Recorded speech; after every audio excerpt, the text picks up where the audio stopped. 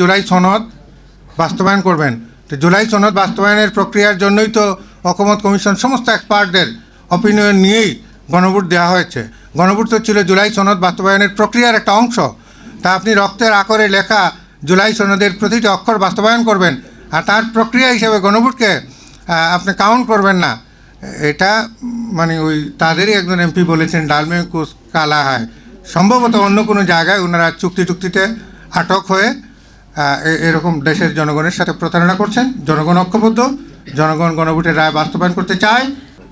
তো দেশের ভূখণ্ড এবং মানচিত্রের জন্য যেখানে গণরায়কে গুরুত্ব দিয়ে দেশের মানচিত্র ঠিক করা হয়েছে, সেই গণরায়কে উপেক্ষা করে কোনো সরকার কখনো চলতে পারে না।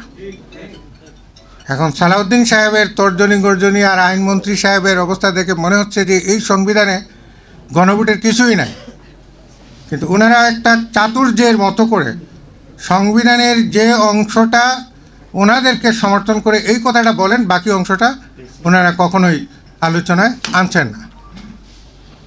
এখন বাংলাদেশের জনগণ হচ্ছে সবচেয়ে বড় সার্বভৌম শক্তি, যাদের জন্য এই রাষ্ট্র পরিচালিত হবে। এবং আইনমন্ত্রীও বলেছেন যে রাষ্ট্রের জন্ম হয়েছে সামাজিক চুক্তির মধ্য দিয়ে, যেটাকে সামাজিক চুক্তি মতবাদ বলা হয়। তা রাষ্ট্রের জন্ম হয়েছে কার জন্য? রাষ্ট্রের জন্ম হয়েছে জনগণের জন্য। এখন জনগণকে সুন্দর করে পরিচালনা করার জন্য জাতীয় সংসদ গঠন করা হয়েছে এবং তার পরবর্তীতে সরকার গঠন করা হয়েছে।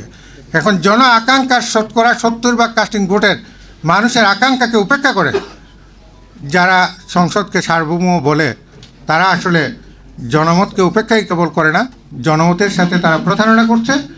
এবং আমার ধারণা তারা জনরোষের এত কাছাকাছি পৌঁছে গেছে, শেষ পর্যন্ত তারা কোনো পথ খুঁজে পাবে কি না সেটাই আমি ভাবছি।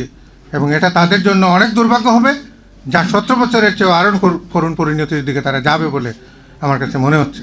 সুতরাং আমি মনে করি জুলাই সনদ বাস্তবায়ন করবেন। তো জুলাই সনদ বাস্তবায়নের প্রক্রিয়ার জন্যই তো ঐকমত্য কমিশন সমস্ত এক্সপার্টদের অপিনিয়ন নিয়েই গণভোট দেওয়া হয়েছে। গণভোট তো ছিল জুলাই সনদ বাস্তবায়নের প্রক্রিয়ার একটা অংশ।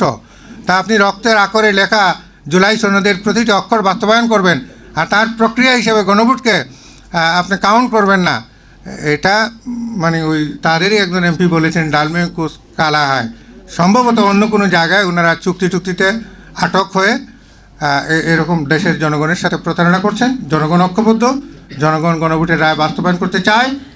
আমরা বিরোধী দলে যারা আছি, আমরা দীর্ঘদিন পরে একটা জুলুম নির্যাতন থেকে মুক্তি পেয়েছি। সেই হিসাবে আমরা সরকার যাতে সহনশীলভাবে চালাতে পারে তার জন্য সহযোগিতা করছি, কিন্তু এর অর্থ এই নয় যে দেশের জনগণের আকাঙ্ক্ষার বিপরীতে আমাদের অবস্থান থাকবে। জনগণ গণভোটের রায় বাস্তবায়ন চায়।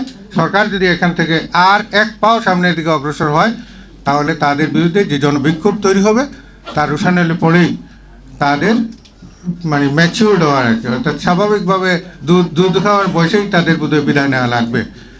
জনগণ ঐক্যবদ্ধ, বাংলাদেশ বিজয়ী হবে ইনশাআল্লাহ।